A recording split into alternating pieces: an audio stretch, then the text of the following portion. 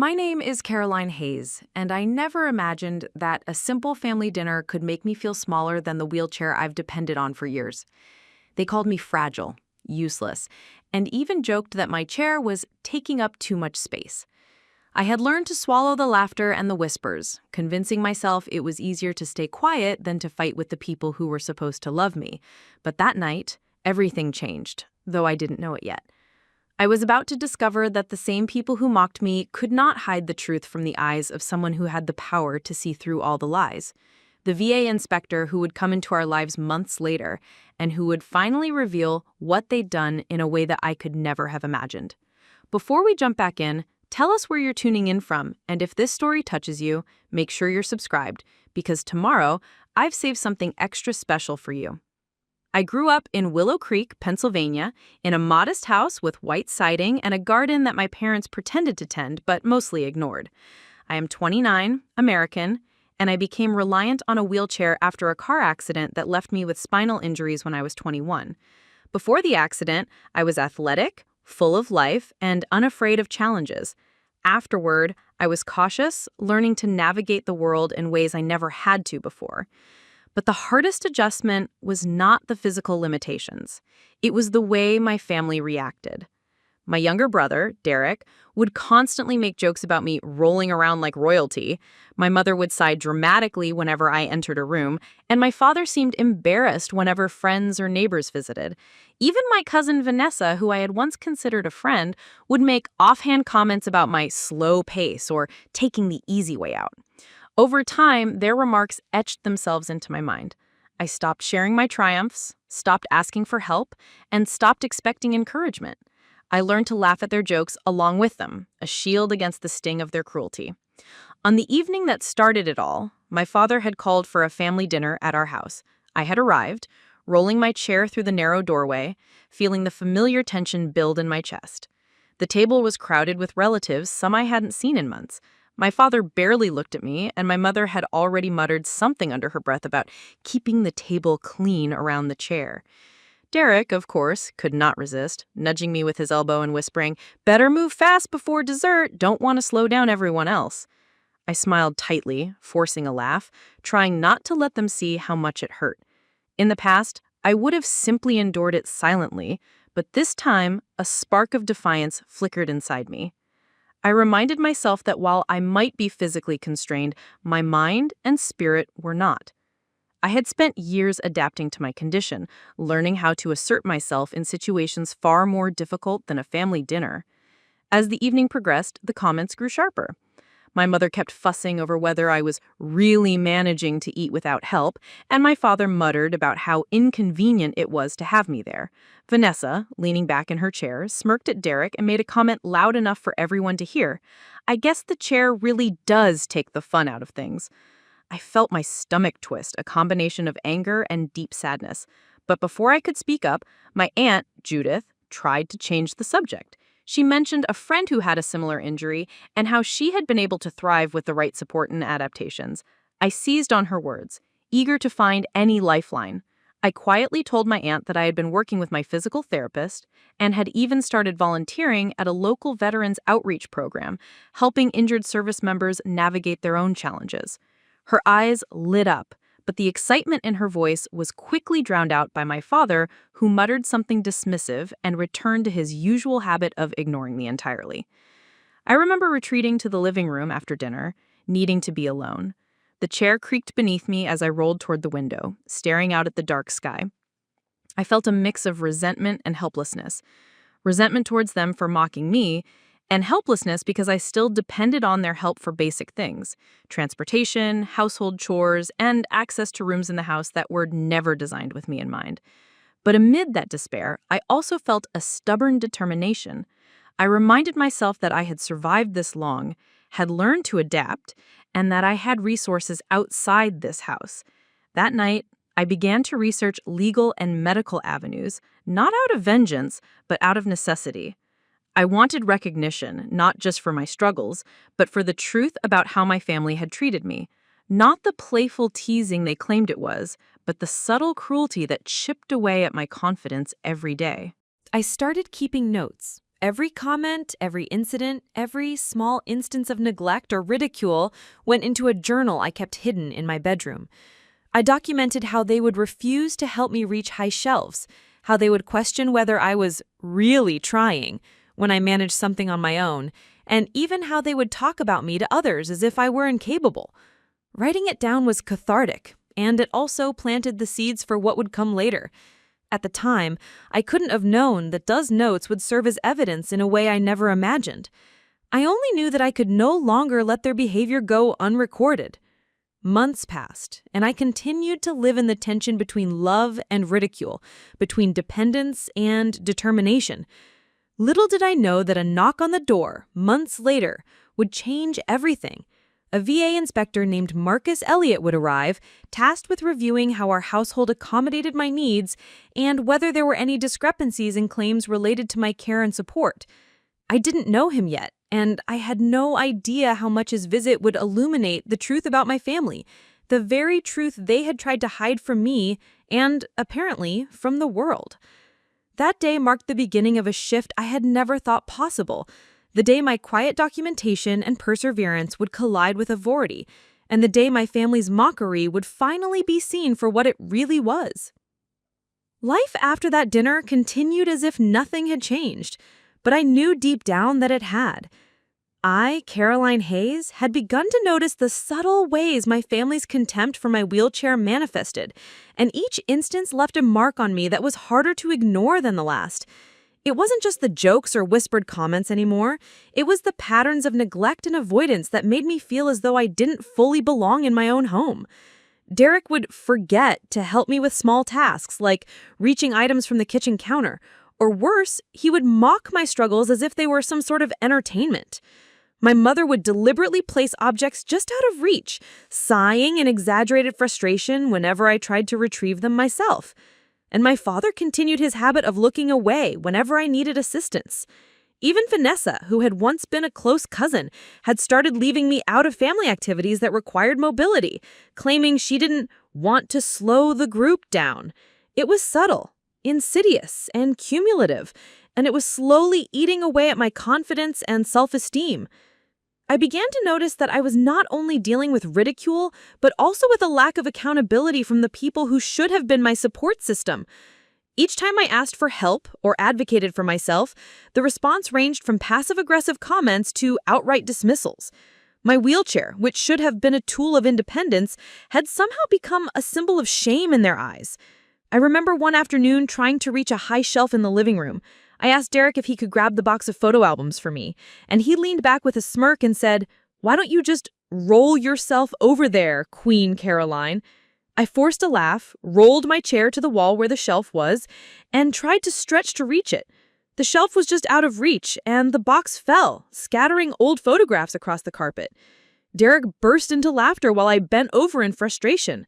My mother looked up from the couch, shook her head, and muttered, "Honestly, Caroline, you're making a scene over nothing again."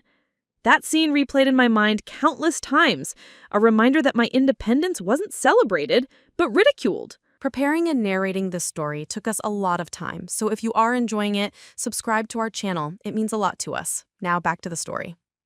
I realized I needed to take control in ways that didn't rely on my family's approval. I began documenting everything, not just the verbal comments, but also the practical neglect. I started keeping a detailed journal, recording instances when doors were left inaccessible, ramps were blocked, or assistance was refused. I noted conversations that made me feel belittled, as well as situations where my achievements were downplayed or dismissed. I even started taking photographs of rooms that were difficult to navigate or items that had been deliberately placed out of reach. It felt meticulous, almost obsessive, but I understood that documentation could be my lifeline if I ever needed to prove that the environment I lived in was not supportive, and perhaps even discriminatory in subtle ways. At the same time, I began seeking out resources outside of the family unit. I started connecting with local disability advocacy groups and reached out to friends I could trust, who encouraged me to explore options for support, both legally and through healthcare channels. One of the organizations suggested I look into veterans assistance programs, since my spinal injury qualified me as a veteran adjacent case through my volunteer work with the outreach program. At first, I was hesitant. I wasn't sure how my family would react if they found out I was taking steps independently. But the more I researched, the more I realized that taking control of my situation wasn't just about asserting my independence. It was about protecting myself from continued emotional harm. My family remained oblivious to my internal shift. To them, I was still the fragile cousin in a wheelchair, the one who needed constant oversight. They continued their routine of subtle jabs and public mockery, not realizing that I was building a quiet case, piece by piece. Derek's teasing became almost ritualistic. At one family barbecue, he insisted on giving me a tour of the yard, dramatically pointing out every small slope and uneven patch as if I were incapable of handling it. Vanessa posted photos of the gathering on social media, leaving me out of group shots and tagging everyone except me. My mother complained about having to wait for me while I navigated the uneven patio stones. And my father, while quieter, would often shake his head in disappointment if I tried to participate in family activities, muttering that I was too careful or overly cautious. Every interaction reinforced the toxic dynamic and made me more determined to seek acknowledgement and validation beyond their approval. The turning point in my private campaign came one afternoon when I was reorganizing my bedroom to make it more accessible. I realized that even in a space I considered my own, my family's influence lingered. Furniture was positioned in ways that hindered movement, shelves were at awkward heights, and narrow doorways prevented me from rolling freely. I photographed every obstacle and noted each limitation in my journal. I began drafting letters, detailing how these impediments affected not just my physical mobility, but also my emotional well-being. I did this quietly, methodically, and without fanfare, understanding that the day might come when someone with authority would need to see the truth. By the end of that month, I felt a growing sense of anticipation. I had a plan forming, though I didn't yet know how it would unfold. I knew I couldn't force my family to change, but I could prepare the evidence that would expose the reality of their neglect and mockery. I felt a mixture of anxiety and empowerment, an odd combination that carried me through each day. I also began practicing how to articulate my experiences clearly, imagining conversations with an outsider who would need to understand not only the practical obstacles I faced, but also the emotional toll my family's behavior had taken on me. It was during one of these sessions, sitting alone in my room and speaking into a recorder I had borrowed from the local advocacy center, that I realized something crucial. I wasn't documenting for revenge or to punish them. I was documenting for myself. I was creating a record of my own strength, of the resilience I had developed despite ridicule, neglect, and emotional isolation. I was preparing for a day when the truth would finally be seen and I would be able to stand, metaphorically if not literally, and show the world, and perhaps most importantly, myself, that I had survived not because they allowed me to, but because I refused to be diminished by their cruelty. It was a rainy Tuesday afternoon when everything started to shift in ways I hadn't anticipated. I, Caroline Hayes, had been quietly continuing my routine, navigating my home in Willow Creek as I always did, balancing between asserting independence and tolerating the subtle mockery that had become the soundtrack of my life. My family had maintained their pattern of passive-aggressive behavior, with Derek making jokes about my rolling speed and Vanessa continuing to exclude me from outings. But on this particular day, my mother had gone a step further. She had scheduled a surprise visit from one of her friends, insisting that the house needed to be perfect for the occasion. What she didn't realize was that her version of perfection included rearranging furniture in ways that made mobility difficult for me, placing rugs that could easily catch my wheelchair wheels, and stacking objects at heights I could not reach. I rolled into the living room, already feeling my chest tighten and immediately knew that navigating this setup alone would be impossible. My frustration had been building quietly over months, but on this day, it reached a breaking point. As I tried to maneuver through the living room, my wheelchair caught on the edge of an area rug, jerking me forward and causing me to bump into the coffee table. Derek, ever the opportunist, laughed loudly, exclaiming, "Watch out! Watch out! Don't wreck the furniture!"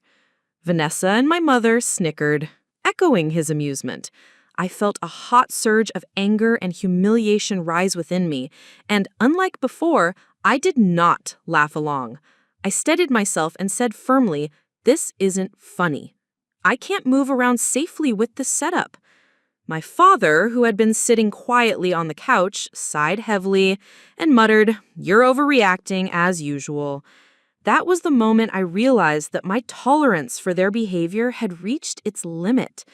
The old ways, quiet endurance, forced smiles, swallowing my pride, were no longer enough. Something had to give. Later that evening, I called my Aunt Judith, the one family member who had shown genuine concern for my well-being. I explained the incident, detailing how the house had been arranged to actively impede my movement, how Derek and Vanessa had laughed at my struggles, and how my parents had dismissed my concerns entirely. Judith listened, her voice calm but firm, encouraging me to take steps that would ensure my safety and validate my experiences. "Caroline," she said, "you don't have to prove anything to them, but you do need someone who can see the truth from the outside. Maybe it's time to get an official review of your situation." Her words planted a seed I hadn't fully considered, involving an external authority who could document my experience objectively. The idea scared me. I had always been wary of family scrutiny and conflict, but at that moment, I recognized that my well-being and dignity mattered more than maintaining a fragile peace with people who had repeatedly undermined me. Over the next few days, I began researching options. I discovered that the Veterans Affairs Office conducted inspections and home visits for cases involving physical disabilities and accessibility concerns, even for civilians associated with veteran support programs like mine. I wasn't sure whether my family's behavior would qualify as neglect or abuse, but I knew it was undeniable that they were creating obstacles that impacted my safety and autonomy. I carefully documented the incident with the rug, taking photographs of the living room setup, noting away each piece of furniture interfered with my wheelchair, and writing down exactly what Derek, Vanessa, and my parents had said.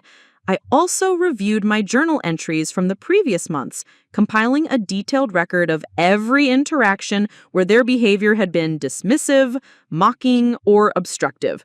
This was my breaking point, the moment when private endurance transformed into actionable preparation. A few days later, I received confirmation that a VA inspector would be visiting our home. The letter arrived unexpectedly in the mail, crisp and official, and my heart pounded as I read it.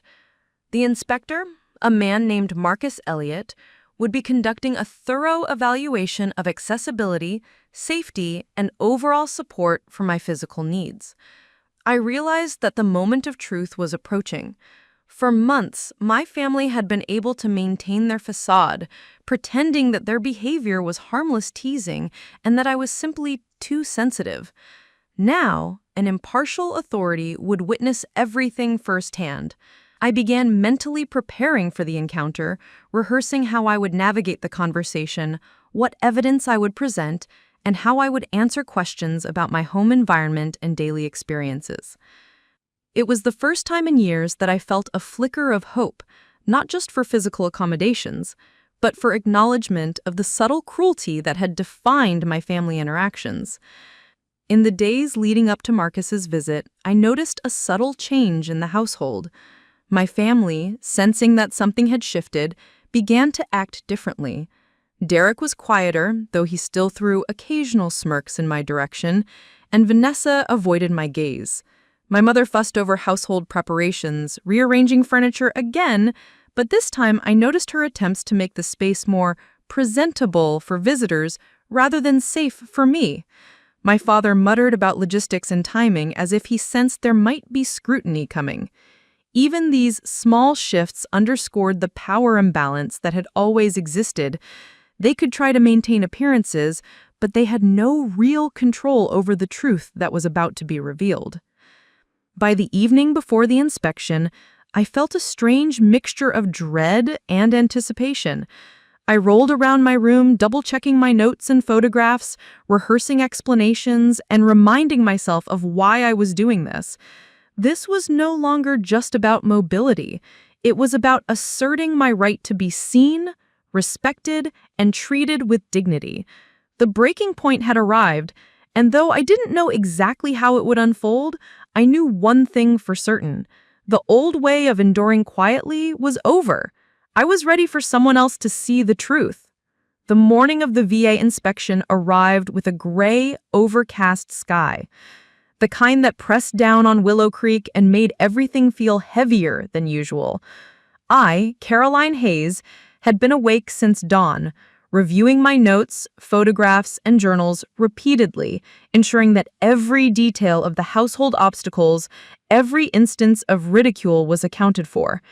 I could feel my heart pounding in my chest as I wheeled myself to the front door, my mind racing through all the scenarios that might unfold.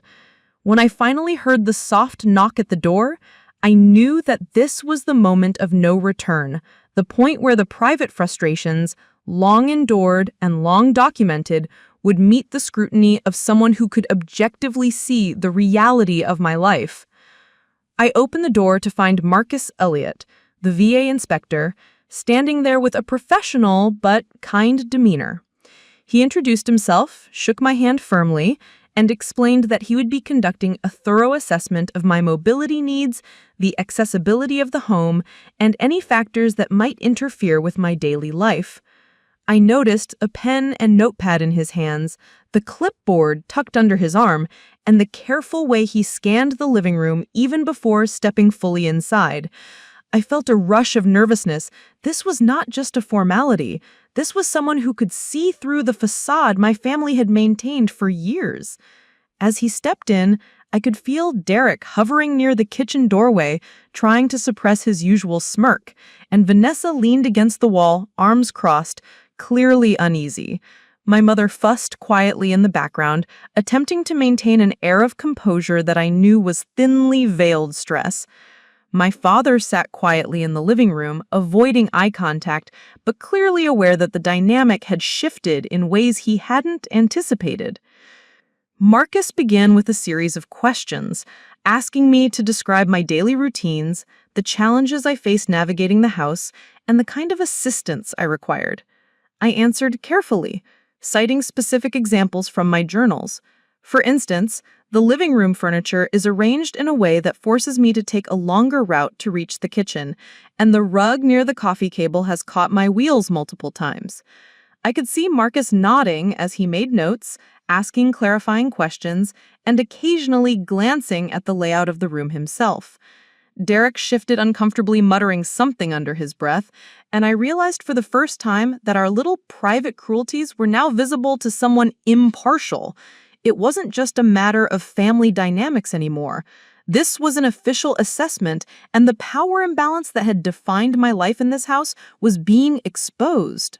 Marcus proceeded to examine every room, moving with careful attention, asking for measurements and documenting not only the spatial challenges, but also noting the emotional and social environment.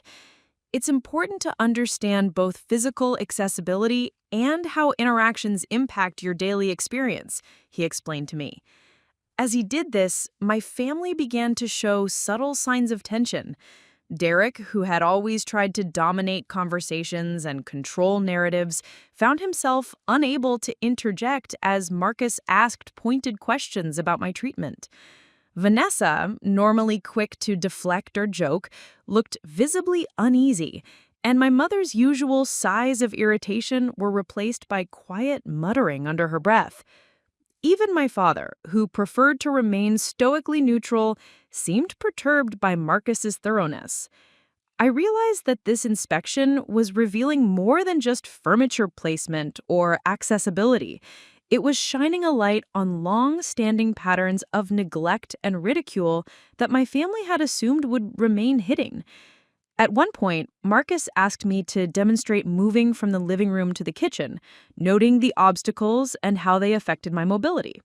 I rolled carefully, navigating the rug, avoiding the edge of the doorway, and explaining the strategies I had developed to manage spaces that were not designed for wheelchair accessibility. Derek tried to interject with a sarcastic comment about taking the scenic route, but Marcus looked at him directly, calmly saying, "I need to observe her experience without interference, please." For the first time, I felt a sense of validation, not from my family, but from someone who understood that my challenges were real, measurable, and deserving of attention. I began to relax slightly, realizing that the point of no return had been reached. The truth was now visible to an outside observer, and my family's attempts to maintain control or deny reality were collapsing in real time. Marcus then asked to see the bedrooms and bathroom, areas that had always been subtly obstructed by my family's choices. I wheeled into my bedroom, pointing out the narrow pathways, high shelves, and furniture placement that made independent movement difficult. In the bathroom, I explained how certain modifications were missing: grab bars, a raised toilet seat, and accessible sinks, despite repeated requests. Marcus listened attentively, taking notes, measuring spaces, and occasionally asking for demonstrations of how I managed these obstacles on a daily basis. I could feel a growing sense of empowerment within me. I was no longer simply tolerating the environment. I was articulating my needs, providing evidence, and allowing someone impartial to witness the truth. By the time Marcus completed the walkthrough, my family's behavior had shifted dramatically. The jokes were gone, replaced by awkward silence. Derek avoided my gaze entirely, and Vanessa hovered near the hallway, checking her phone repeatedly, clearly unsettled by what had occurred. My mother's attempts at composure were strained, and even my father seemed perturbed by Marcus's thoroughness. I realized that this inspection was revealing more than just furniture placement or accessibility.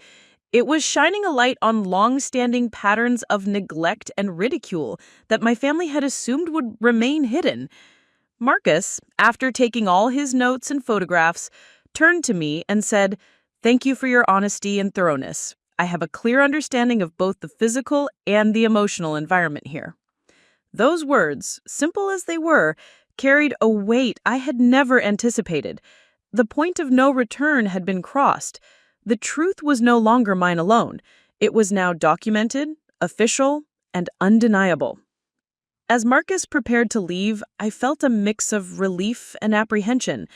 I knew that the inspection would trigger a series of consequences I could not yet predict. My family would have to confront the reality that their mockery and neglect had been observed and recorded. I, for the first time, felt a sense of agency that went beyond mere survival.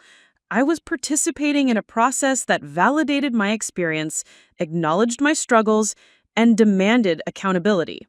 The first plot point had been reached, and though I didn't yet know exactly how it would unfold, I knew one thing for certain: my family could no longer hide behind their jokes, their dismissals, or their passive-aggressive behavior. The truth was in plain sight, and the journey toward vindication had officially begun. After Marcus left, a strange tension settled over the house, heavier than any I had felt before. I, Caroline Hayes, had spent years quietly enduring my family's dismissive behavior, but now, with evidence formally documented and an external authority aware of the truth, the balance had shifted. Derek, who had always been quick to mock, avoided me entirely, his usual sarcasm replaced by uneasy silence. Vanessa hovered near the hallway, checking her phone repeatedly, clearly unsettled by what had occurred. My mother's attempts at composure were strained, and even my father seemed perturbed by Marcus's thoroughness. I realized that their facade of normalcy, their casual dismissal of my experiences, had been rendered ineffective by the simple act of exposing it to a trained observer. Marcus, after taking all his notes and photographs, turned to me and said, "Thank you for your honesty and thoroughness. I have a clear understanding of both the physical and the emotional environment here." Those words, simple as they were, carried a weight I had never anticipated. The point of no return had been crossed. The truth was no longer mine alone. It was now documented, official, and undeniable. I began to notice subtle changes in their behavior that revealed both guilt and defiance. Derek, for example, started making indirect comments whenever I passed, muttering about being overdramatic or making a big deal out of nothing. Vanessa would roll her eyes when I discussed accessibility solutions or home adjustments, clearly dismissing my needs while secretly aware that I now had documented proof of their negligence. My mother oscillated between fleeting moments of warmth and sharp remarks, while my father, though quieter, occasionally made pointed comments about responsibility and expectations. Their reactions, while not overtly confrontational, made it clear that my assertion of autonomy and the presence of outside validation had disturbed the status quo. I realized that this was the first pinch point, the moment when the opposition begins to recognize the threat and push back, attempting to reassert control. Despite the discomfort, I refused to retreat. I continued to compile evidence, making detailed notes of every interaction, every dismissive comment, and every obstacle they had placed in my path. I photographed items left deliberately out of reach, narrow pathways obstructed by furniture, and areas that posed risks to my safety. I even began recording short audio clips of conversations, careful to capture subtle nuances of sarcasm or belittlement that I had endured for years. The process was meticulous and emotionally taxing, but I understood that the accumulation of proof was essential. I had endured enough ridicule and invisibility. This was my chance to demonstrate that the pattern of behavior was not random or accidental, but consistent and deliberate. As the days passed, tensions at home escalated. Derek became openly defiant, questioning every adjustment I made to the living space and mocking the idea of ramps and accessibility tools.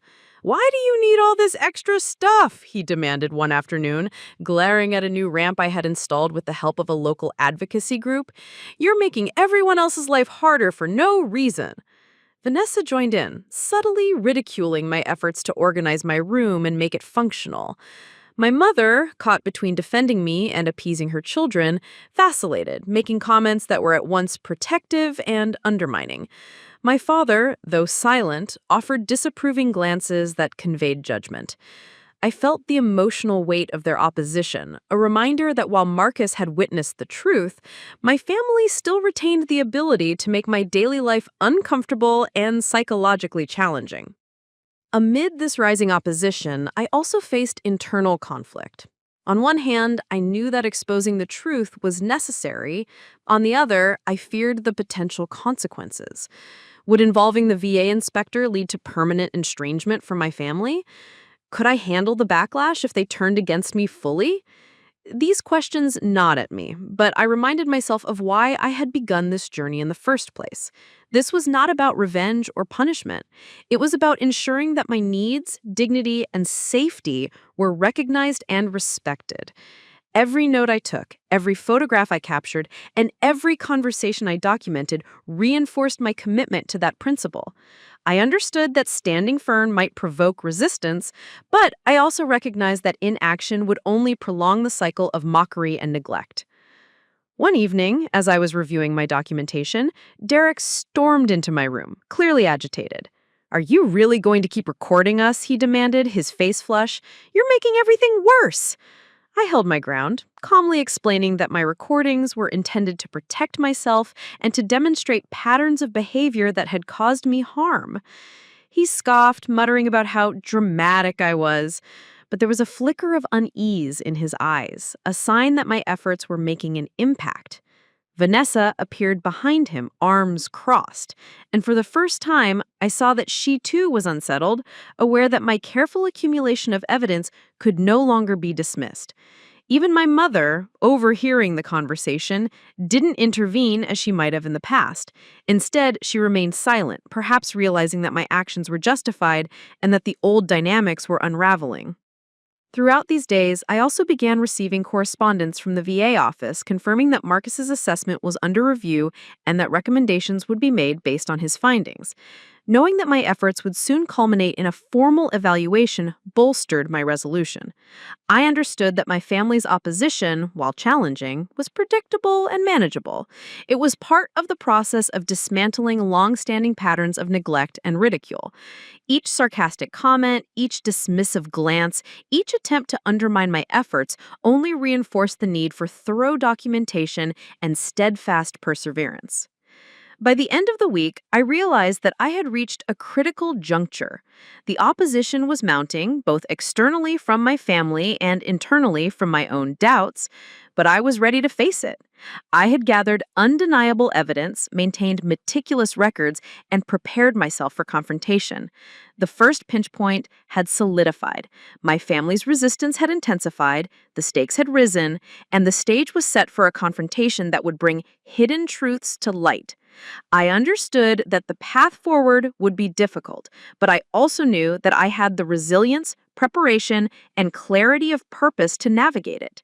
The journey towards undeniable proof and eventual vindication was underway, and I was no longer alone in my pursuit of justice and recognition.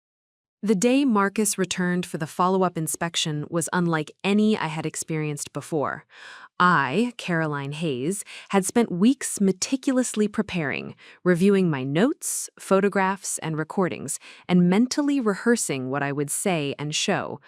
But nothing could have fully prepared me for the wave of emotion that hit when I realized that the undeniable proof of my family's neglect and ridicule was finally going to be recognized by someone who had the authority to act. As Marcus wheeled in, clipboard in hand, I felt a surge of nervous anticipation. The air in the house was thick, charged with the unspoken tension between my family and me. Derek lingered near the kitchen doorway, trying to look casual, but his jaw was tight and his eyes darted nervously. Vanessa hovered in the hallway, scrolling through her phone but clearly aware of the inspection's significance. My mother flitted between rooms, fussing unnecessarily, while my father maintained his usual quiet stance, though even he seemed to sense the gravity of what was about to unfold. Marcus began systematically reviewing every space in the house, referencing the notes I had provided and comparing them to what he observed. He measured doorways, assessed furniture placement, and tested maneuverability throughout the living areas, bedrooms, and bathroom. He paused frequently, taking photographs and jotting down detailed observations. "These pathways are significantly obstructed," he noted at one point, frowning as he maneuvered his own clipboard around the living room. "Items are placed in a way that impedes safe mobility, and the rug here presents a real hazard."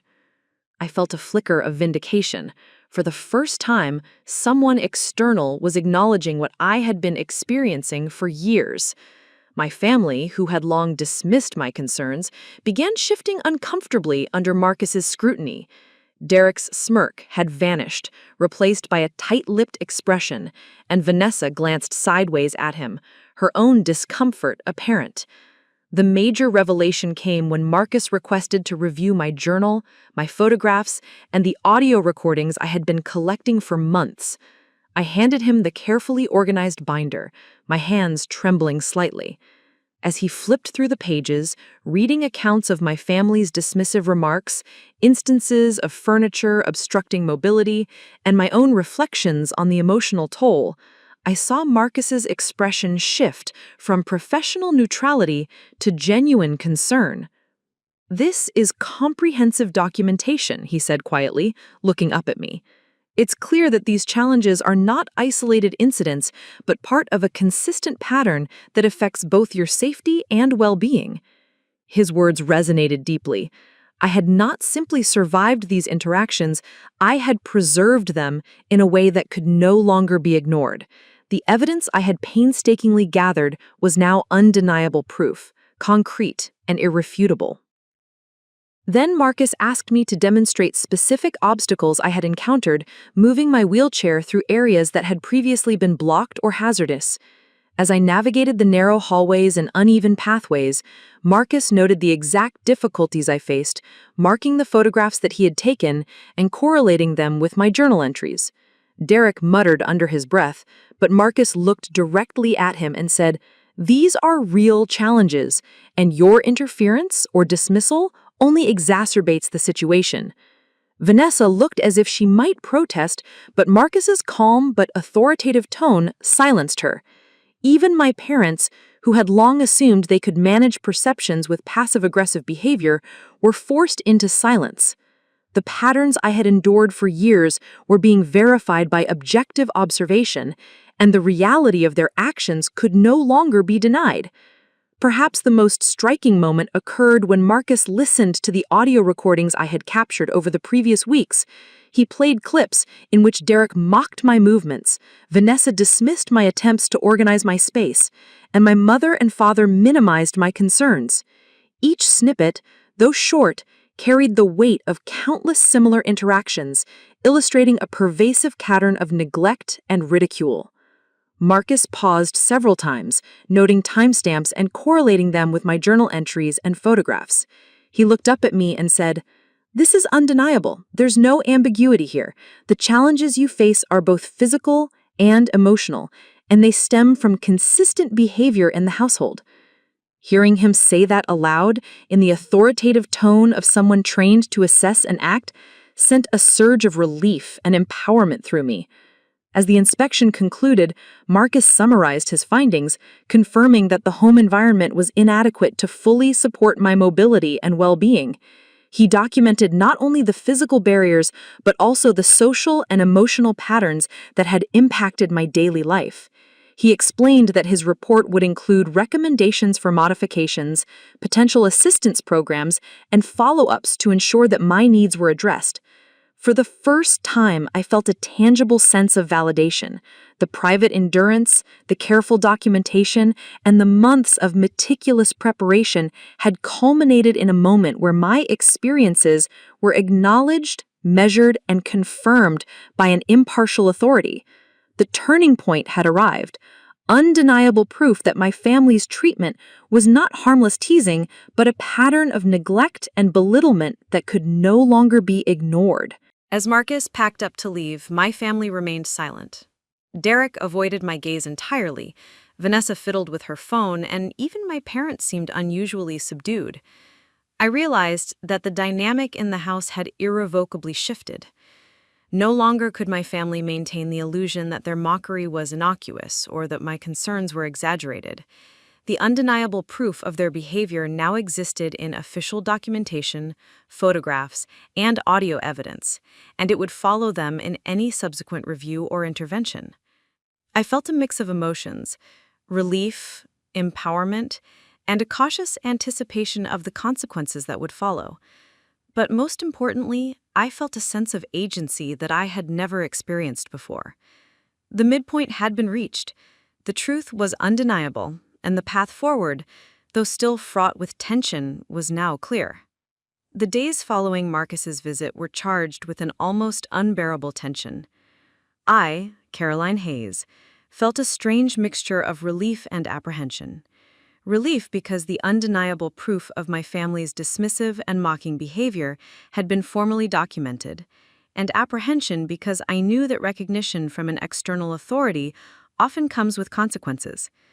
My family had already sensed that their facade was cracking, and though they had not yet acknowledged it openly, I could feel their unease in the air, thick like humidity, pressing against my skin. For the first time, I realized that silence and endurance were no longer options. I had reached the second plot point, the moment when I could no longer protect my family from exposure if I wanted justice, dignity, and a life unburdened by constant ridicule. I had to speak. I began with Derek, who was lounging on the couch, pretending to scroll through his phone but clearly alert to my movements. I rolled into the living room, setting my binder on the coffee table so he could see it. "Derek," I said, my voice firm but steady, "we need to talk about what's been happening in this house. It's not just joking, and it's not just me being sensitive. There's a pattern here, and Marcus's inspection confirmed it." He looked up, startled, his smirk replaced with tension. "What are you talking about?" he muttered, though the edge in his voice betrayed him. I took a deep breath and began recounting the incidents, explaining how each comment, each obstacle, and each act of neglect had affected my mobility and emotional well-being. I referenced the photographs, the journal entries, and the audio recordings, placing each piece of evidence on the table in a deliberate, visible display. Vanessa appeared at the doorway, her arms crossed, and my mother hovered behind her, nervously wringing her hands. Even my father, who had maintained a quiet distance, moved to the edge of the living room, his expression unreadable. I felt a surge of determination, knowing that I was no longer just speaking my truth. I was holding them accountable in a way they could not dismiss.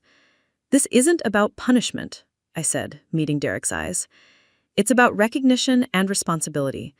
The environment in this house has not been supportive, and the mockery and neglect are real. Marcus saw it for himself. You all need to acknowledge that." There was a heavy silence, punctuated only by the ticking of the wall clock. For a moment, it seemed that no one would respond. Then Derek's posture stiffened, and he muttered something about me making a big deal out of nothing. I shook my head, refusing to be derailed. "It is a big deal," I said firmly, "because it affects my safety, my dignity, and my ability to live in this home without fear of being ridiculed. You've ignored my needs for too long, and now it's time to take responsibility." Vanessa scoffed, but I turned to her next. "You may think it's harmless to leave me out or make jokes, but it's not. The recordings and documentation show a consistent pattern.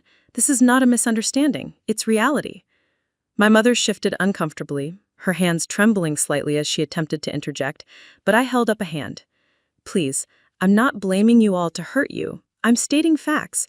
Marcus saw it, the evidence exists, and now we must all confront it honestly." The atmosphere was heavy, as if the weight of years of denial and mockery had finally settled over us all. I could feel my own anxiety building, but I also felt an unprecedented sense of power. I had endured the ridicule, compiled the evidence, and now I was speaking it aloud, forcing acknowledgement where before there had been avoidance and dismissal. My father, usually stoic, finally spoke, his voice low but tense. "Caroline? I didn't realize." I held up my hand again. "It's not about realization anymore. It's about accountability. I've lived with this for years. I've documented it. Marcus confirmed it. It's time to change how this house treats me and how you all treat me every day." Derek, clearly frustrated, leaned back, his face flushed. "You're going to make everyone feel guilty over things that happened years ago?" he snapped, but it didn't flinch. "No," I replied calmly. "I'm asking for fairness and respect now. The past is the past, but the way we move forward matters. This is about creating a household where my needs and dignity are recognized. If that makes you uncomfortable, then that discomfort is part of the process." Vanessa muttered under her breath, "Fine, whatever." But the tension in her stance revealed that she understood the seriousness of the situation. My mother, finally quiet, avoided my gaze, while my father's frown deepened as he absorbed the weight of my words. I could feel a shift begin in that moment.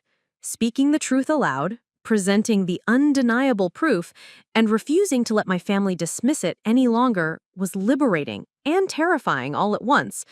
I knew that allies and adversaries would emerge. Some family members might finally understand and support me, while others might resist, deny, or lash out. That choice, to stop protecting them from the truth and to fully confront the situation, marked the point of no return. I was no longer silently enduring. I was asserting my voice, demanding recognition, and establishing boundaries that could not be ignored.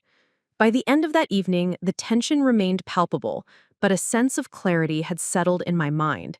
I knew that this confrontation was only the beginning, and that the road ahead would involve further resistance and scrutiny.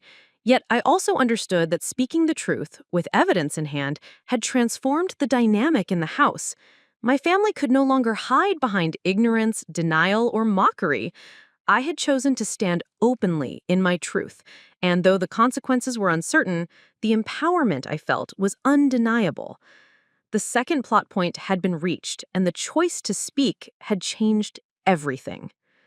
The days after I confronted my family were tense, electric with unspoken hostility. I, Caroline Hayes, could feel the shift in the atmosphere as each family member grappled with the reality I had laid bare. Derek, who had always been the most vocal in his mockery, now seemed to teeter between anger and unease, his usual arrogance replaced by defensive posturing. He snapped at the smallest inconvenience, criticizing chores, meals, and even the positioning of furniture I had adjusted for my mobility. Vanessa, though quieter, began leaving rooms abruptly whenever I spoke, avoiding eye contact and muttering sarcastic remarks that barely disguised her discomfort. My mother oscillated between defensiveness and guilt, attempting to rationalize the household patterns while struggling with the undeniable evidence of her complicity. Even my father, who had maintained a stoic distance for years, now participated in the tension, issuing curt, pointed comments about responsibility and household management that felt like thinly veiled criticism aimed at me. This was the second pinch point, the point at which the opposition escalates and the antagonist's true nature emerges. My family's mask of casual care had dropped. The veneer of humor and concern was gone, replaced by subtle intimidation and overt frustration.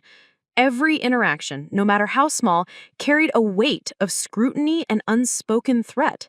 I realized that the very act of asserting my truth and allowing Marcus's inspection to validate my experience had provoked a defensive response that tested the limits of my resilience. Each sarcastic remark, each dismissive glance, each attempt to undermine my autonomy was now magnified by the awareness that I had evidence and support beyond their control.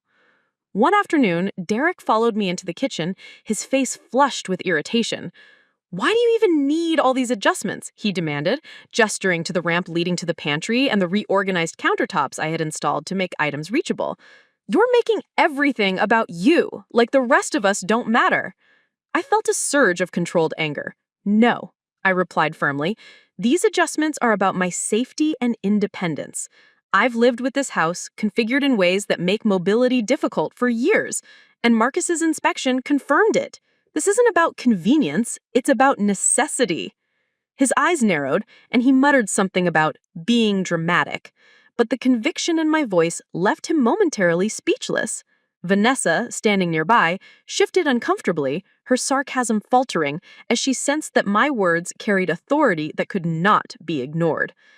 Over the next few days, the confrontation escalated in subtler ways. Derek began challenging my actions, questioning every adjustment I made, and insinuating that I was trying to control the house rather than adapt to it.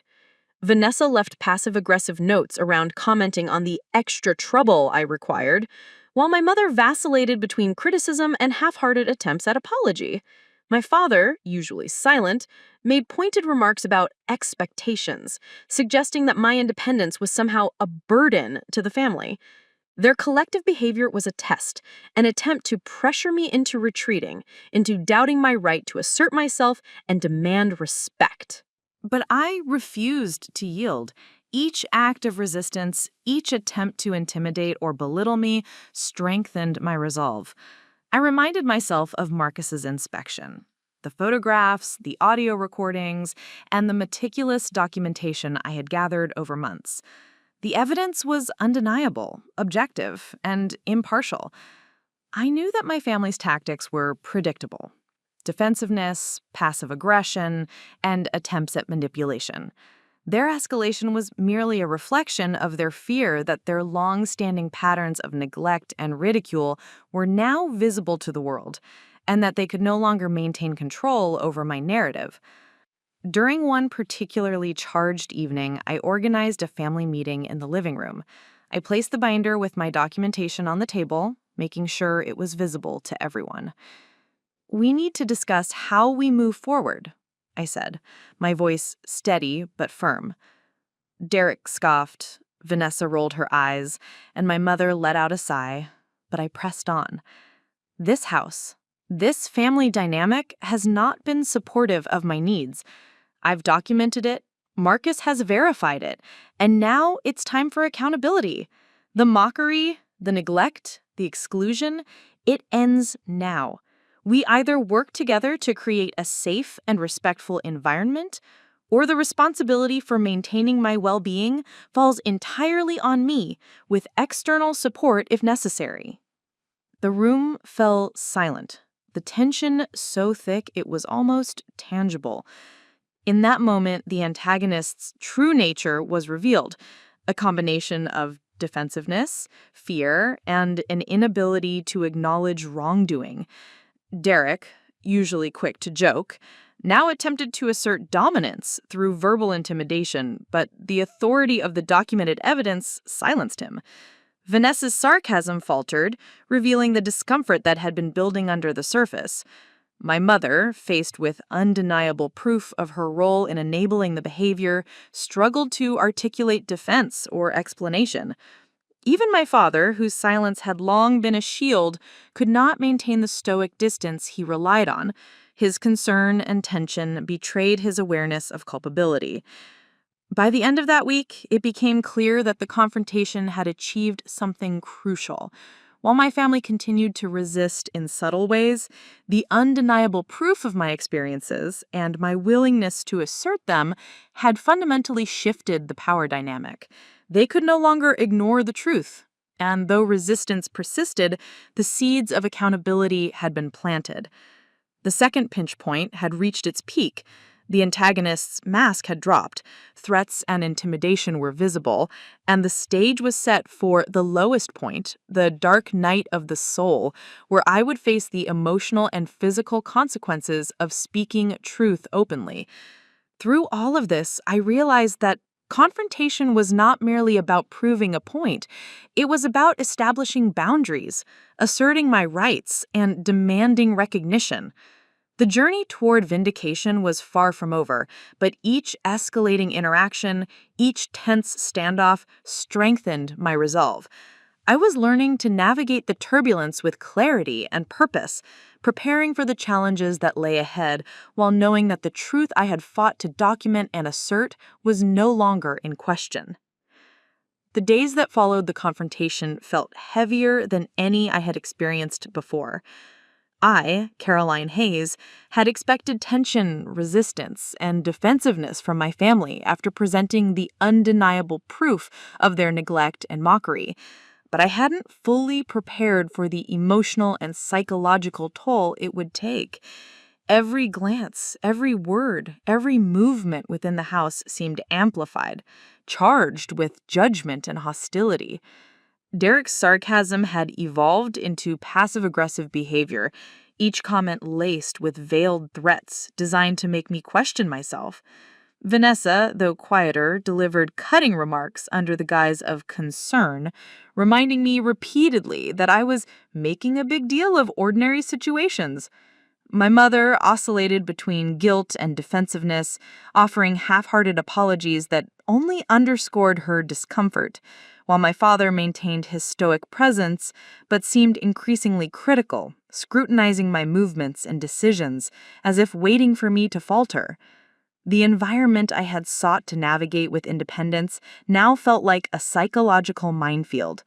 This was the dark night of the soul, the lowest point in the story, where the consequences of speaking truth became painfully tangible. I began to question myself, wondering if I had gone too far by asserting my rights and presenting the evidence to Marcus. Was the cost of standing up for myself greater than the relief of recognition and potential change? Every interaction with my family now carried tension, and the fear of further conflict weighed heavily on me. Even simple tasks like preparing a meal or rolling through the living room became exercises in careful negotiation, each action scrutinized and sometimes subtly undermined. I felt emotionally exhausted, drained by the constant need to remain vigilant, and physically tense from the stress that had permeated my home environment. Despite this, I refused to retreat entirely. I reminded myself of the months of preparation, the meticulous documentation, and the undeniable proof that had been gathered and verified by Marcus. I reminded myself that my well-being and dignity were not negotiable, that the right to a safe and respectful home was not contingent on my family's comfort or approval. Still, the emotional toll was undeniable. I found myself withdrawing from my usual activities within the house, limiting interactions, and spending long hours alone in my room to recover from the stress of each encounter. Even the simplest conversation could trigger feelings of anxiety, frustration, and fear, highlighting just how deeply entrenched the patterns of neglect and ridicule had been over the years. One particularly challenging evening, Derek attempted to provoke me by commenting on a minor obstacle I had adjusted for safety. "You really think moving this table makes a difference?" he sneered, his tone dripping with sarcasm. Vanessa laughed softly, glancing toward my mother for approval. I felt a rush of anger and helplessness, the old impulse to silence myself and endure rising sharply. But I also recognized this as a test, a way for them to gauge whether I would back down now that I had chosen to speak. I took a deep breath, reminding myself of Marcus's inspection, the documented evidence, and the months of preparation that had led to this point. "Yes, it makes a difference," I said calmly but firmly, "and it's necessary for my safety and independence. This isn't up for debate." The room fell silent, the weight of my assertion hanging heavily in the air. Even with that small victory, the emotional toll persisted. The cumulative stress of constant vigilance, heightened family scrutiny, and the psychological burden of confrontation left me feeling isolated and exhausted. I found myself questioning whether my actions were worth the backlash, wondering if the journey toward vindication would ever truly ease the pain inflicted by years of ridicule. Each day was a test of resilience, and the fear of further escalation loomed over me like a dark cloud. Simple interactions became high-stakes negotiations, each response carefully calculated to maintain my autonomy while minimizing conflict. Sleep became difficult, the anxiety of potential confrontations haunting my nights.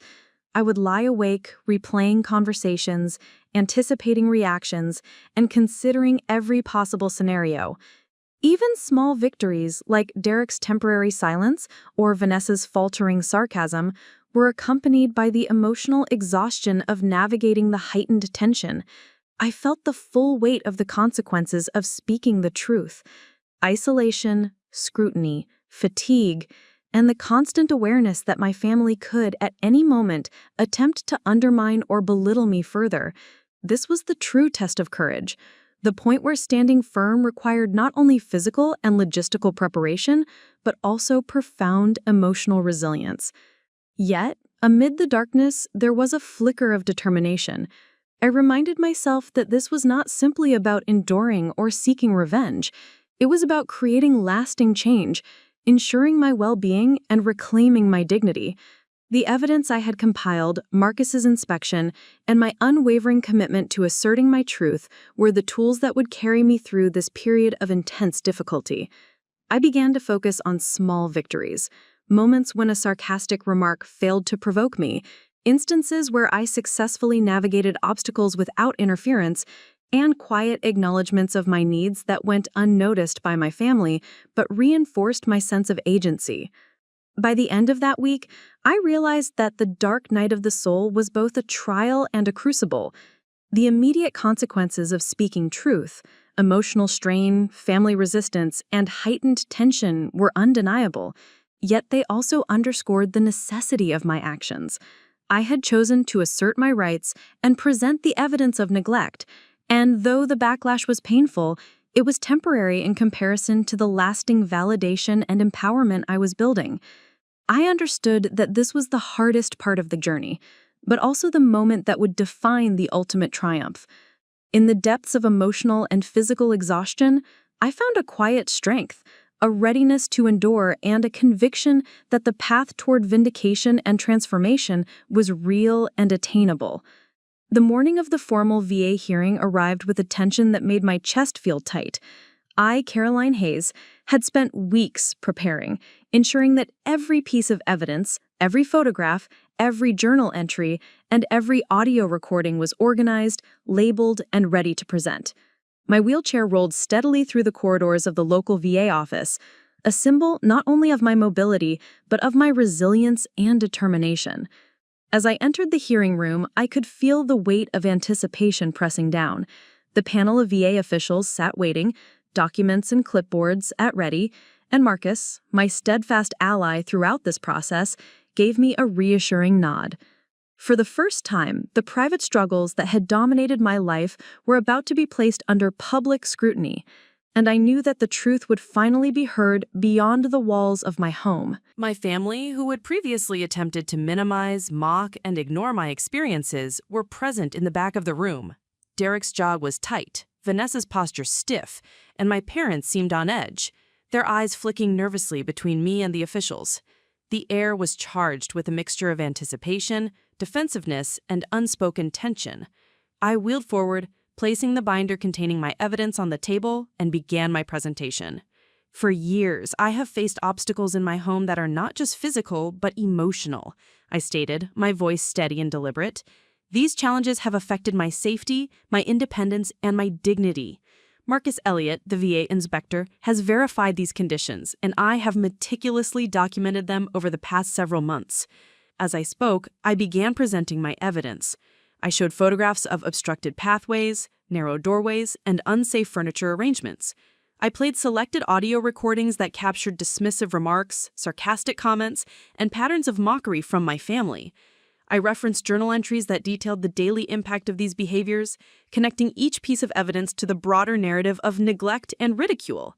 The VA officials listened attentively, occasionally asking clarifying questions, and Marcus supported my presentation by confirming the findings from his inspection, explaining the objective risks and challenges he had observed. Each moment of documentation and verification reinforced the undeniable truth of my experiences, leaving no room for doubt or dismissal. The reactions from my family were immediate and telling. Derek shifted uncomfortably, attempting to lean back and look casual, but the strain in his posture betrayed his anxiety. Vanessa crossed her arms and avoided my gaze, clearly aware that the recordings and documentation left her with little room to deny or deflect. My mother's attempts at half-hearted justifications faltered under the weight of the evidence, and my father, usually a stoic presence, remained unusually quiet, clearly struggling to reconcile the undeniable proof with the image of normalcy he had maintained at home. Their defenses had crumbled in a space where impartial authority held them accountable, and the dynamic that had dominated our household for years had been irrevocably disrupted. As I continued, I felt a mixture of nervousness and empowerment. Each piece of evidence presented, each observation validated, was a reaffirmation that I had endured, prepared, and acted with integrity. The VA officials began discussing recommendations based on the evidence, including accessibility modifications, ongoing support for mobility and daily living, and potential interventions to ensure that my home environment would no longer pose risks to my safety or well-being. Hearing the officials articulate the tangible changes that would result from my advocacy was exhilarating. It was the first time I felt that my experiences, struggles, and voice had led to a formal acknowledgement and actionable outcome. The moment of confrontation with the family, though indirect in this setting, was equally significant. Each piece of evidence, each corroborated observation, confronted their prior dismissals and denials. Derek attempted to interject at one point, suggesting that some adjustments were exaggerated, but Marcus quickly reminded him that the observations were objective and had been verified. Vanessa made a subtle attempt to undermine one of the audio recordings, but the combination of journal entries, photographs, and inspection notes left no room for doubt. Even my parents' attempts to rationalize past behaviors were silenced by the comprehensive nature of the evidence. I realized that this formal setting, with impartial authority and verifiable proof, left my family with no choice but to face the consequences of their actions. By the time the hearing concluded, a sense of triumph had settled over me, tempered by exhaustion. I had navigated the formal confrontation with clarity and composure, presenting the truth of my experiences and ensuring that the evidence could not be ignored. The VA officials confirmed the necessary interventions and expressed confidence that the recommended changes would significantly improve both my safety and quality of life. As I wheeled out of the hearing room, I caught a glimpse of the family in the hallway. Their expressions were a mix of discomfort, acknowledgement, and reluctant acceptance. They had been confronted not by accusations alone, but by undeniable proof, validated by an external authority that could not be swayed by sarcasm, defensiveness, or denial. For the first time in years, I felt a sense of empowerment that went beyond personal satisfaction. The confrontation had been formal, public, and definitive. My voice had been heard, my evidence validated, and the obstacles to my safety and independence were now addressed through concrete, actionable steps. The journey had been exhausting and emotionally taxing, but the final push had succeeded. The truth was no longer subjective, ignored, or dismissed.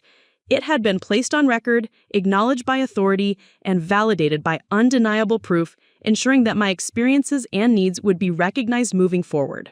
The days following the VA hearing were unlike anything I had experienced before.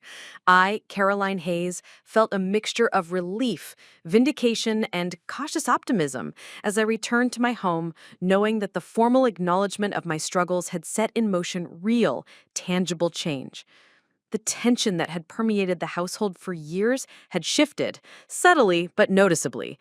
Derek no longer threw sarcastic remarks at me without thinking. Vanessa's muttered criticisms became rarer, as if the weight of undeniable proof and the authority of the VA hearing had tempered their previous casual cruelty. Even my mother and father, though still hesitant to fully embrace the reality of their past neglect, began to offer more sincere gestures of support and acknowledgement. The environment, while not instantly transformed, had entered a new equilibrium, one in which accountability and recognition began to take precedence over denial and mockery. I started to implement the recommendations from Marcus's report immediately. Ramps were reinforced and adjusted for smoother navigation. Furniture was rearranged according to safety guidelines, and items that had previously been out of reach were repositioned to ensure accessibility. Small but significant changes, such as clearer pathways and adaptive tools in the kitchen and bathroom, began to alter the rhythm of daily life. Each adjustment felt like a tangible affirmation of my voice and experiences, a concrete representation of the truth that had finally been acknowledged. For the first time, I felt that my environment reflected my needs, rather than my family's indifference. I could move freely without anticipating ridicule or obstacles, and that sense of autonomy and dignity was empowering beyond words. The psychological shift was equally profound.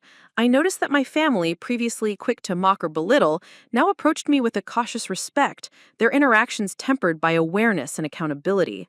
Derek, while still occasionally defensive, began asking questions about my adjustments, seemingly seeking to understand rather than criticize. Vanessa, whose sarcasm had once been relentless, started offering small gestures of help, carrying items I could not reach or holding doors open. Even my mother and father, who had long avoided confronting their role in my struggles, made deliberate efforts to adjust their behavior, speaking with greater awareness and consideration. It was as if the public acknowledgement and the undeniable proof of the VA inspection had created a moral and social imperative that could no longer be ignored. In addition to these changes, I began to feel a renewed sense of empowerment in my own life. The months of documenting, preparing, and confronting my family had taught me skills I had never fully appreciated: resilience, strategic thinking, meticulous planning, and the courage to assert my truth in the face of opposition. I realized that these skills extended beyond the home, equipping me to navigate broader challenges and advocate for myself in all areas of life. The experience had been exhausting and emotionally taxing, yet it had cultivated a strength that I could carry forward. For the first time, I felt that my voice mattered not only within the confines of my family, but in the wider world, validated by authority and bolstered by evidence. The sense of justice that accompanied this new equilibrium was profound. My family, while still learning to fully acknowledge the consequences of their past behavior, had begun to experience accountability in a way they had never before. The VA inspection, Marcus's verification, and the formal hearing had ensured that the truth was no longer disputable. Their prior mockery and neglect, once invisible or minimized, have been confronted with objective evidence, forcing recognition and change. For the first time, I could see the tangible results of speaking truth and standing firm, and the validation of my courage reinforced my sense of self-worth. I was no longer the passive recipient of ridicule. I had become an agent of transformation, not only in my own life, but in the dynamics of my family.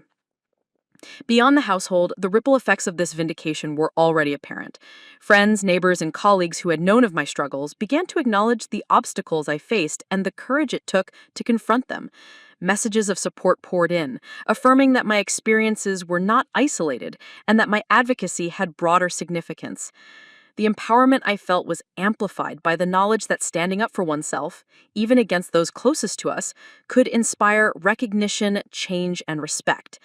The experience had transformed me from someone who endured silently into someone who could influence and improve her environment through courage and persistence. By the end of this period, I felt a sense of closure and new equilibrium. The truth had prevailed over denial and mockery. The consequences for neglect had been acknowledged, and my dignity had been restored. The family dynamic, though still imperfect, had shifted in meaningful ways, creating a safer, more respectful environment. I could finally experience life with a sense of autonomy and empowerment, confident that my voice and my needs mattered. Justice, validation, and practical change had arrived, and the journey that had begun with silence and ridicule had culminated in recognition, respect, and transformation. Months had passed since the VA hearing, and life in our household had begun to settle into a new rhythm, one marked by respect, awareness, and accountability. I, Caroline Hayes, felt a profound sense of transformation, both internally and externally. The changes were not only physical, with ramps, accessible pathways, and thoughtful rearrangements throughout the house, but deeply emotional. The daily tension that had once hung in the air like a storm cloud had gradually dissipated, replaced by cautious cooperation and acknowledgement from my family. Derek, who had been the most vocal in his ridicule, had softened considerably, often pausing to ask if a pathway was clear or if an adjustment was needed. Vanessa, previously dismissive and sarcastic, now engaged in small acts of support, offering to carry items, open doors, and provide help without expectation or resentment. Even my mother and father, once defensive and passive, had begun to take deliberate steps to create a safe, supportive environment that recognized my needs without judgment or complaint. The most profound shift, however, was within me. The months of confronting my family, documenting my experiences, and presenting undeniable proof in a formal setting had forged a sense of self-empowerment that I had never known. I no longer measured my actions or words against the anticipated ridicule or disapproval of my family. Instead, I moved through my home with confidence and agency. Simple acts such as navigating from the kitchen to the living room or reaching for an item on a shelf became affirmations of my autonomy rather than sources of frustration or anxiety. Every adjustment and every modification in the house served as a tangible reminder that my voice, my needs, and my experiences mattered, not just to me, but to the people around me who now had to acknowledge them. One afternoon, I found myself reflecting on the journey that had brought me here. The memory of those early days when my wheelchair was the source of mockery and subtle cruelty felt almost surreal. I remembered Derek's sarcastic comments, Vanessa's dismissive laughter, and the quiet, dismissive tolerance of my parents, all of which had created a household environment that was physically and emotionally challenging. I thought of the hours spent documenting, photographing, and recording, each act of preparation a labor of determination and courage. Marcus's inspection had been pivotal, validating my experiences and providing the external authority necessary to challenge long-standing patterns of dismissal and ridicule. And the VA hearing had been the culmination of those efforts, a moment where the truth was presented, undeniable and unassailable, to both my family and impartial officials. The transformation was not instantaneous, nor was it devoid of lingering tension. There were moments when old habits and behaviors surfaced, when sarcasm or passive resistance crept in, testing the boundaries we had established. Yet these moments were now met with awareness and accountability rather than unchecked ridicule. The family had been forced to confront the reality of their past behavior, and while change was gradual, the trajectory was clear. Respect, acknowledgement, and support were becoming the default, replacing mockery and neglect. The lessons learned were not only practical, but moral, reinforcing the idea that recognition of another person's dignity and needs is non-negotiable. I also discovered a newfound purpose beyond the household. The experience had given me insight, courage, and perspective that I realized could benefit others in similar situations.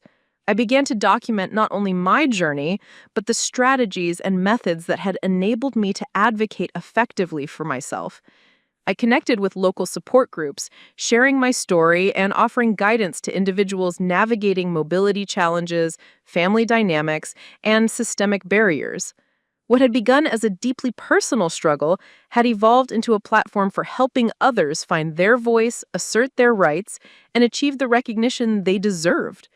The empowerment I felt was now being shared, amplifying the impact of my journey far beyond the walls of my own home. As the year drew to a close, I could see the tangible results of the journey.